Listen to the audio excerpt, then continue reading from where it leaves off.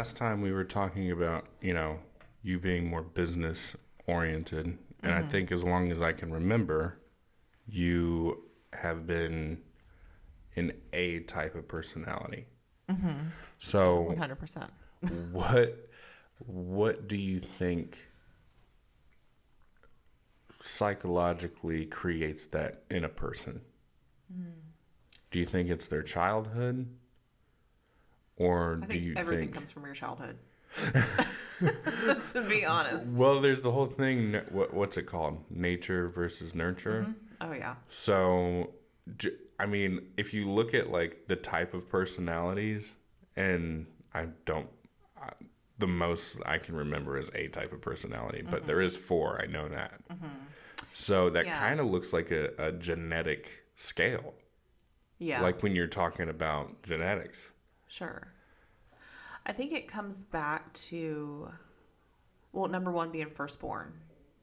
Firstborn has a lot to do with it because then from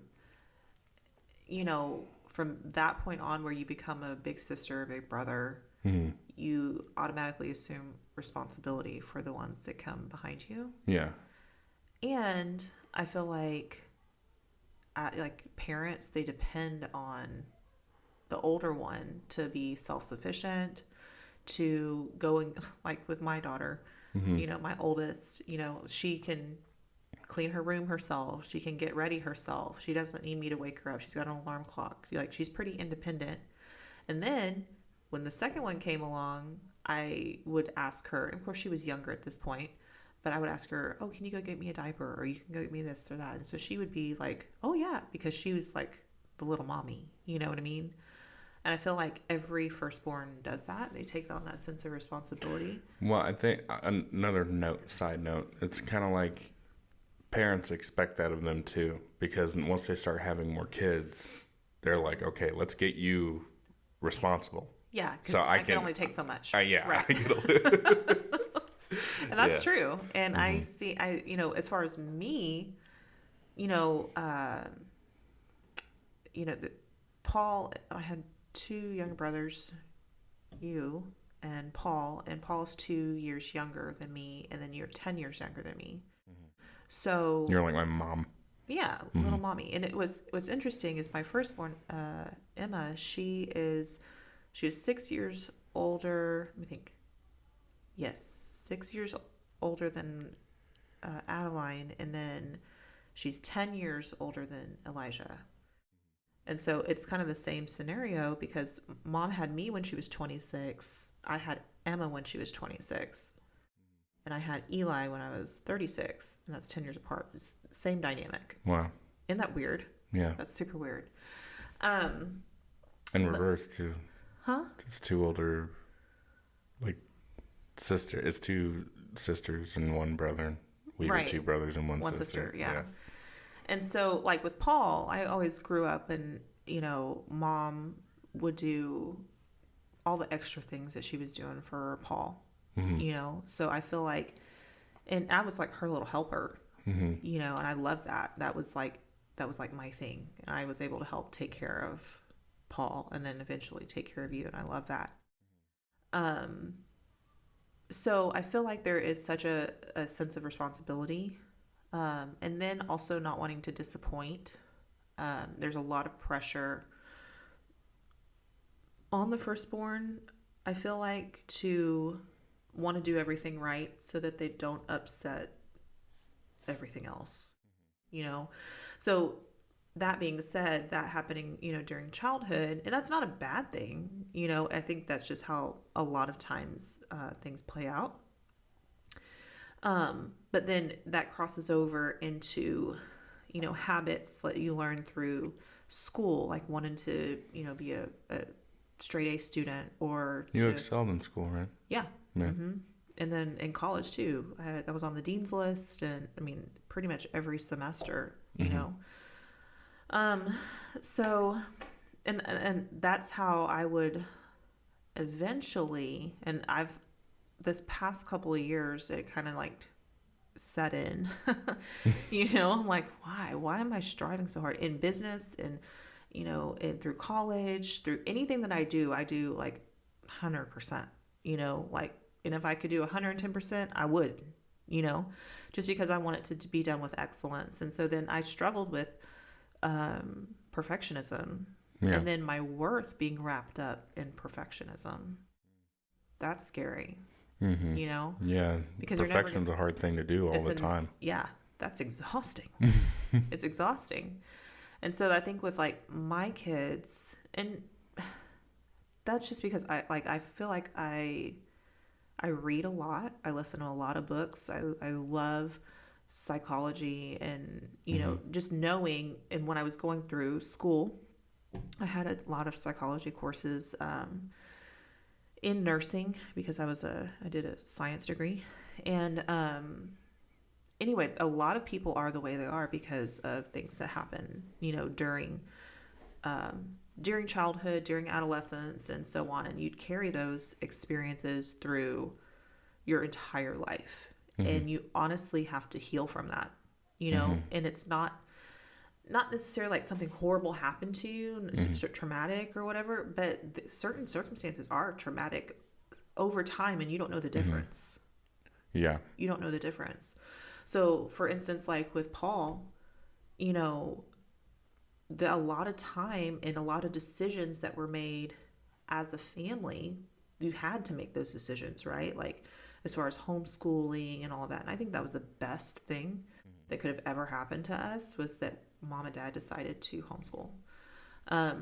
Simply because, and of course he doesn't feel like it then, because, at that point you feel different. You don't want to feel different than like your a friends. Weirdo. Right. And then people are looking at you like, oh, you're the homeschooler. What, you're not socialized. Actually, we were more social than anybody like else that went to public school. We had horseback riding lessons. We did all the things, and singing lessons and all of it. Church. We were so involved with church. So many activities. Totally. And then at the end of it, we actually, like, I could, like in high school, I didn't really get along with a lot of the kids there because they were dumb. I mean, I'm like, y'all are ridiculous. Yeah, I don't deal with that. And then when it turned on me, I was like, I really don't deal with this, And so the gossip and the BS, it's just like, this is so dumb.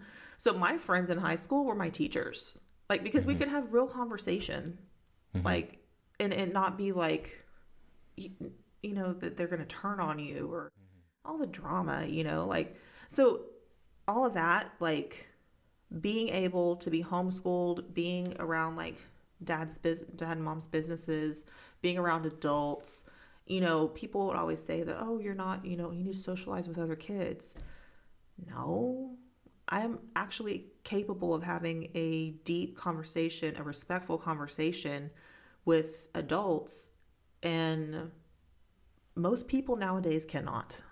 Yeah. They can't do it, because they get all bent out of shape and they throw a tantrum and they, pack their bags and they go home. You know what I mean? Well, I mean, I didn't spend most of my time in, homeschool, so I still kind of have like this thing about talking to people that are older. 27 yesterday. Yeah. So, yeah. But I still Happy have birthday. What? Happy birthday. Oh, I thought you were telling me something. I had something in my nose. So I was like, oh no. No. But I still have trouble talking to people that are like, I don't know, like your age.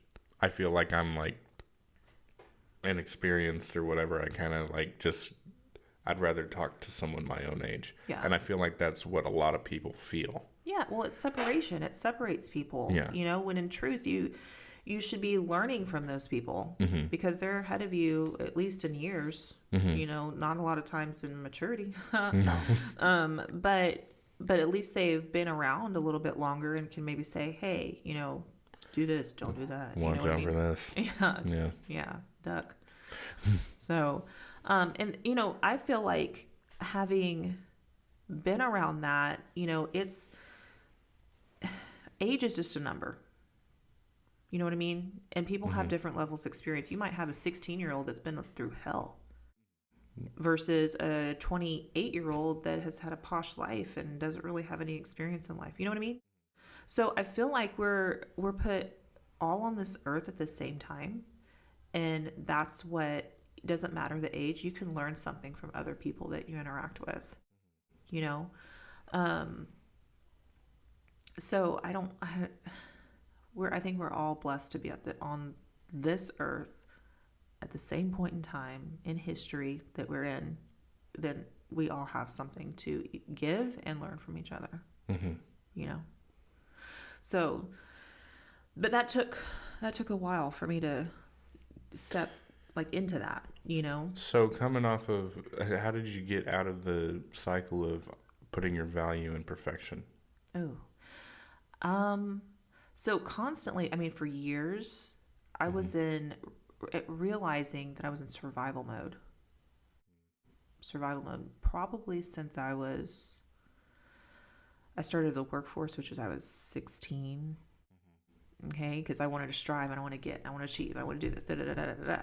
And it's just, it was constant, and I was never good enough in my mind because I hadn't achieved XYZ, you know.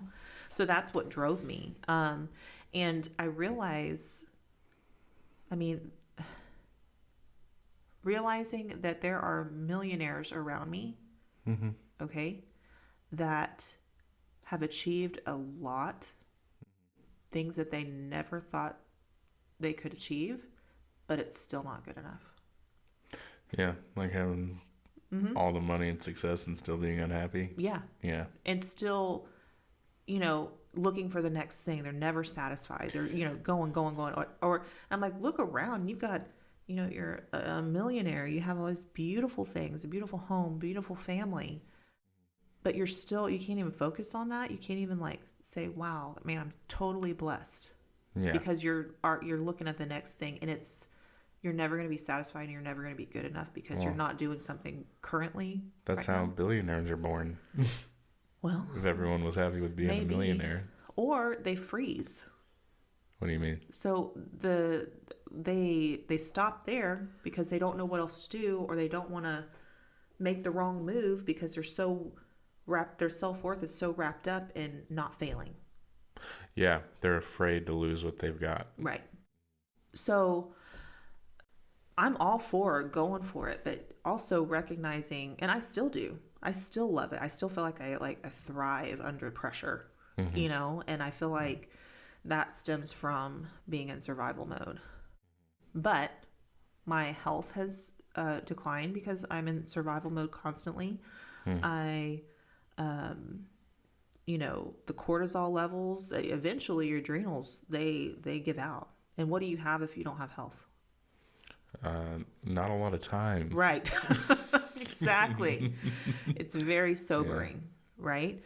That, and then just having a stressful household and thinking, okay, I'm achieving all these things, but my household, my kids are, you know, are feeling it, the stress, you know. So then once I went through a few things in life, you know, dissolving a marriage and all of that, I wanted my household to have peace because there were so many aspects there that complete chaos.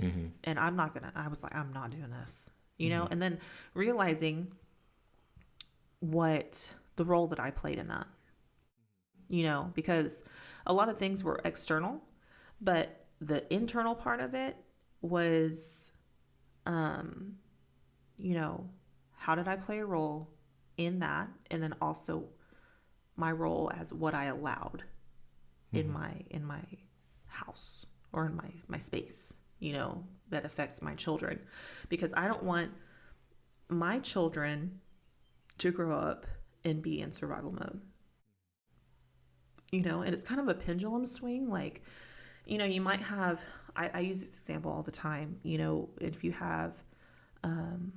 you grow up in a household that is, you know, messy and there's just clutter everywhere and all that, a lot of times kids, if they grow up in that situation, the pendulum swing is they always want it to be clean. not cluttered. You know, they have to have it. And it's because they experience something that they're like, I'm not doing that. You know, that drove me nuts. And it smelled, and I was worried about being the smelly kid at school. And, you know, all because they had, you know, cats and dogs and whatever living in the house with us. And I had no choice. But now I have a choice and I'm not doing it. Right? Or vice versa. You know, the house is always clean or whatever. And so now I have a little bit of freedom and I'm just going to live my life and it's going to be where it is, you know? So my concern is that I was going to be so focused on achieving the next thing that my kids were going to feel like, I don't want to achieve anything because I never even got to see my mom. That's kind of where I'm at. Yeah. Well, where I was. Yeah. Especially through high school. I didn't care. I didn't care about A's at all. Yeah. And I think, I don't know, part of it's my ADD. I just, if it doesn't interest me, I'm not interested. Yeah. But I still feel like there was some things that I felt if I fell short on, then I would feel like a disappointment. Yeah.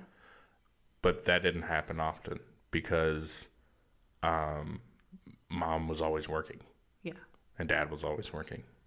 Yeah. So I was getting raised by you and Paul, which was. I'm sorry. I'm just kidding. Yeah. So I think it does have an effect to where it's like every time I see my parents, when I do, they're stressed out all the time. Or it's a negative interaction that, hey, you got another blue slip. Yeah. Yeah. And you're like, great. That's the only interaction. And you're creating memories. And this is my fear for my kids, is that all of their memories was me getting onto them. You know? And that there were very few and far between where I wasn't stressed out, where I was engaged, where we were just doing a puzzle, having fun. No care in the world. You know? Yeah.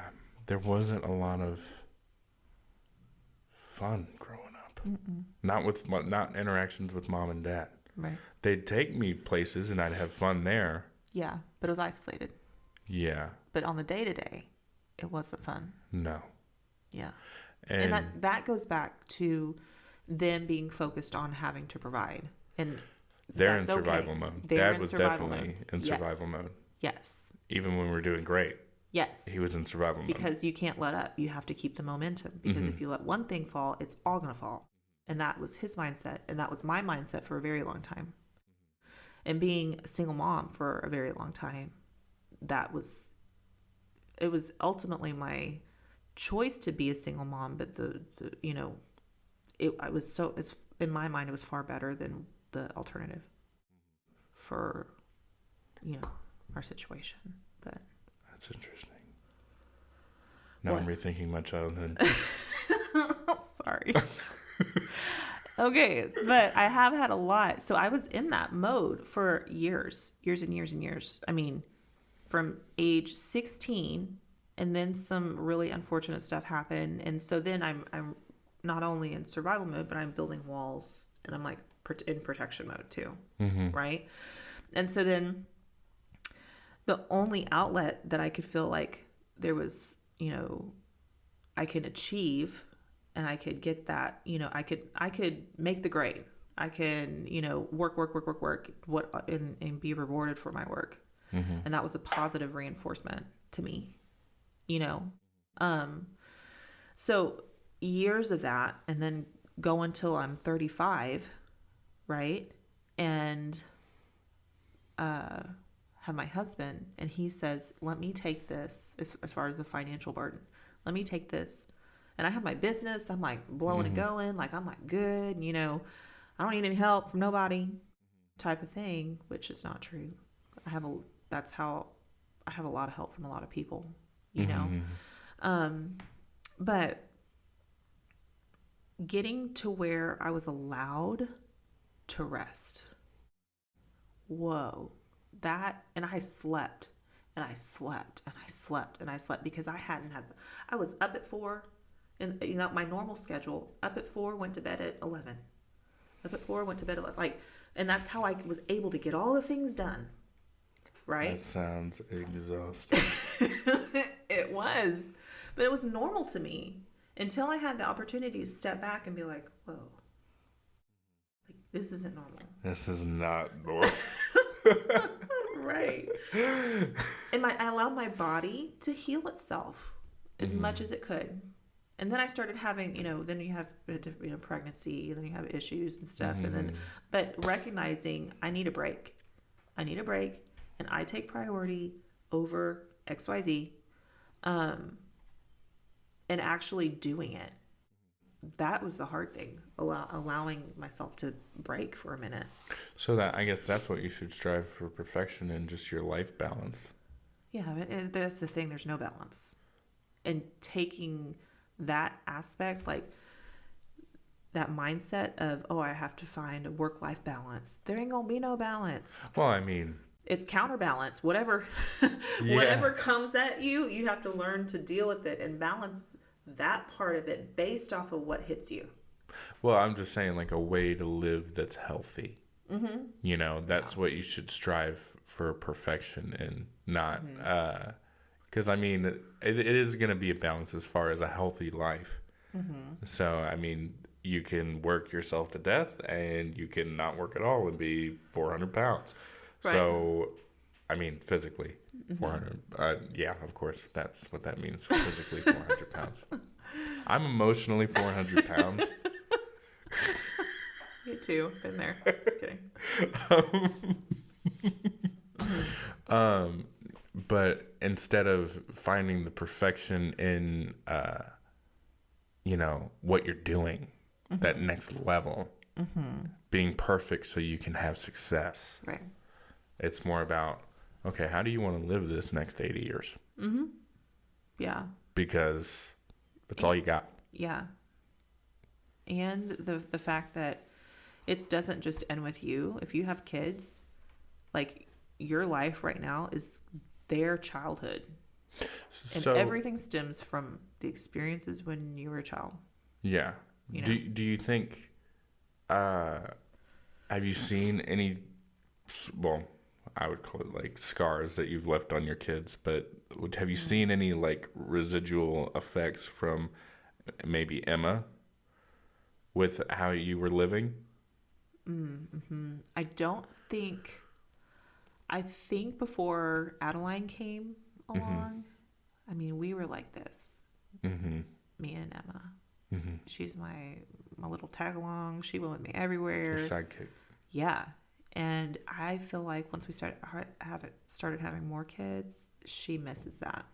And so she misses, I miss it. Whenever it's just like me and her, and I'm like, oh, it's my girl, And, but I do, the residual that I've seen so far, and she's 10 now, about to be 11 in October.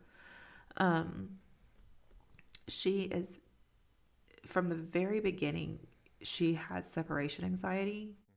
And I feel like that was the external circumstances that we were going through at that time, to where she just needed me to be a constant. Yeah. And the rock. Yeah. And if I would leave a room just to go into the kitchen or whatever, she'd be like, Mama. Like, she'd freak out. She never wanted to sleep in her own bed, it was just me, so it's fine. She could sleep with me. But I think she does have, especially when there's transition, from one household to another, she does have she doesn't like change. Bad anxiety. No, she has to be constant. She wants to know what the plan is for the next week. She wants to know who's picking her up when. And if you're late, then what's the deal? And she doesn't want to be late to school because she wants to be there as early as she can be there, so she's prepared for the day. Okay, so... Sound familiar? Sounds a little familiar, doesn't it? Right? She wants to get A's. She wants to do her work. She wants to do extra work, right? Because she wants to get... They have things called merits at school. Well, I can see her looking at you as like a role model. Yeah. And... My thing is, did I do her a disservice? Well, in the early years, no. But I think later on, you need to let her know that, hey, it's okay to slow down sometimes. And that's what I tell her Yeah. right now, because she's like, well, because she was feeling pressure, I guess, from a teacher or something. And she's like, she wants me to be perfect all the time. You know, she wants me to get perfect grades. And I said, whoa, time out. First of Yeah. all, if there's an issue, you tell me about it and I'm going to handle it. Mm-hmm. Okay. Second of all, you don't have to be perfect. I want you to do your best. Yeah. Okay. I want you to do your best. Sometimes your best is better than perfect. Mm-hmm. Yeah. And I said, and it doesn't have to be perfect. You don't have to have a 4.0. If you fail a test, Emma, it's not the end of the world. It's fine. Okay. So, and I feel like lately she's been like, okay, kind of calming down a little bit. And I'm like, you know, it doesn't have to be, doesn't have to be perfect all the time. And I told her, I said, I don't want you to wear that. Mm-hmm. You know, that's too heavy for you. That's too heavy for anybody to try to be perfect all the time. You know? So I said, just do your best with what you have. And then if there's an issue or whatever, we'll handle it together. Mm-hmm. You know? Because that's my job as a mom. My job is to make sure she feels supported and to guide her through life. Not cut things off from her, during life, but just to guide her. Yeah. And when certain things happen, or drama in the friendships or whatever, it's my job to give her perspective to where she guidance. Yeah.